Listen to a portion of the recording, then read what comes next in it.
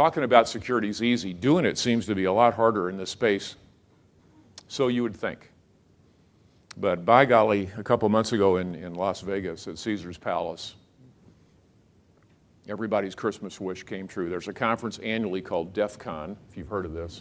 16,000 attendees. You learn how to hack. You learn how to break into government systems. You learn how to scam everybody alive. You learn how to break through the internet, live in the dark web, and anything else you can think of. This is cyber culture at its highest. Nobody knows anybody's name. Everybody uses some kind of a handle. We wonder about hacking. We are feeding the problem in the most amazing way possible. So the tape industry is actually a pretty good line of defense for this whole thing. The average cost of a data breach last year was estimated to be $3.79 million per breach. It's a $2 trillion problem, though, overall by 2019. This gets to be real money now when we talk trillions, right? About 4,000 ransomware attacks occurring every day. And we have this thing called the tape air gap that's been talked about, but it's really good because when the tape cartridges are in a library or somewhere, there is no electronic access to that. So they can solve a lot of this sort of thing like that. In fact, if you put the tape on the right that's on the other side of the air gap in a library, now it's online, that data has electronic access and a hacker can get at it. But without electrons flowing to that data, hackers have no chance of seeing the data. Hacking is reading. Hacking is not modifying votes from one person to the other. It's reading and taking information and social security numbers and credit card IDs.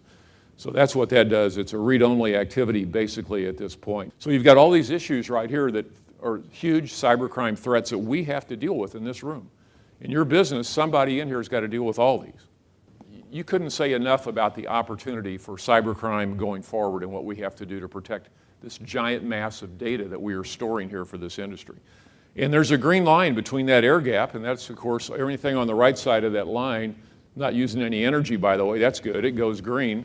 And of course, you have all this other technology that does store data. This is the record and information management world.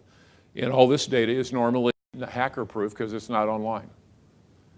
I spent most of my career trying to get rid of data that was removable and portable and all that, and make everything electronic, only to realize now that the air gap in removable media has an entirely new life. It's one of the hottest things going, particularly after the hurricanes we just had in Texas and Florida.